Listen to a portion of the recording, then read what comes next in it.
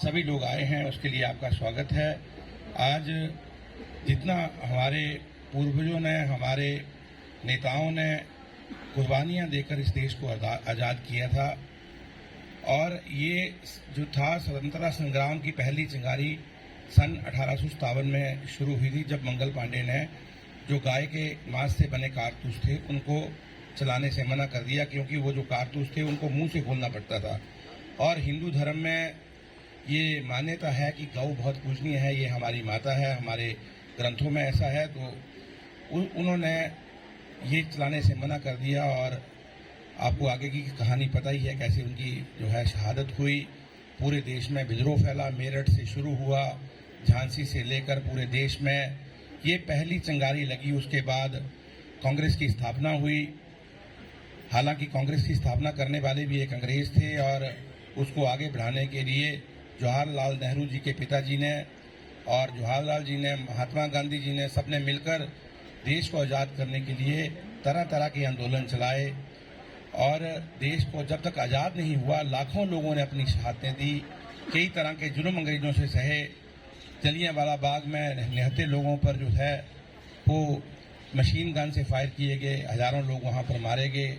देश के लोगों ने जो है इस आज़ादी को पाने के लिए बहुत मेहनत की है। कुछ लोग ये कहते हैं कि ये आज़ादी जो है, कई जो हमारी अपोजिट पार्टी है, आज मैं उनको उसका नाम यहाँ नहीं लूँगा, लेकिन वहाँ उनके कार्यकर्ताओं द्वारा, हालांकि बड़े नेता नहीं कहते हैं, कार्यकर्ता जो हैं वो समय समय पर ये लिखते रहते हैं कि असली आज़ादी 2014 से शुरू हुई। मैं उनसे पूछना चाहता हूँ कि आपके पूर्ववर्ती जो हमारे प्रधानमंत्री थे, क्या उन्होंने इस आज़ादी को कायम रखने के लिए अपनी शहादतें नहीं दी?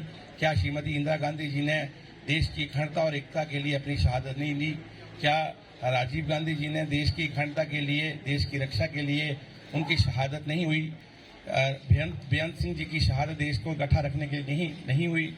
तो देश को आज इकट्ठा रखना भी एक बहुत बड़ी चुनौती है। आज 2-3 स्टेट हमारी बहुत डिस्टर्ब हैं।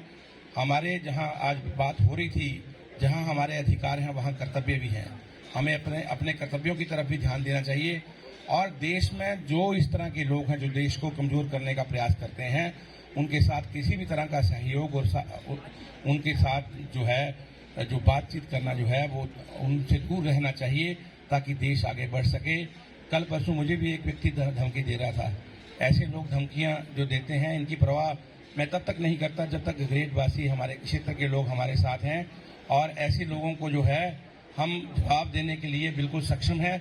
मुझे तो ग्रेड के कुछ लोग कह रहे थे कि हम आपके घर की सुरक्षा के लिए अपनी बंदूकें लेके आ जाते हैं। मैंने कहा ये हर साल ही देता है धमकी, इसका कोई सिरपैर नहीं है। इसका काम है हर साल कोई ना कोई जो है, पंजाब में तो इसकी धमकी को सीरियसली लेता नहीं, लेकिन अब हिमाचल में जो है ये किसी व्यक्ति को धमकी देते हैं। कभी कह रहे थे वहाँ बम चला देंगे, कहीं कह रहे थे यहाँ पे बम चला देंगे।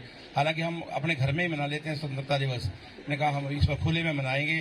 प्रधान जी को कहा कि आप जो है इस बार जरा ओपन में करेंगे, ताकि इन विरोधियों को पता चले कि हम आपकी जो आप ये गिदड़ धमकी हमें दे रहे हैं, गिदड़ धमकी आप दे रहे हैं, हम इनकी परवाह नहीं करने वाले, देश के लिए जो है। और ये और भी अच्छा है कि आप लोग सारे साथ हैं। मुझे ये जो है आपके इकट्ठे होने से, आपके साथ होने से मुझे ये शक्ति मिलती है।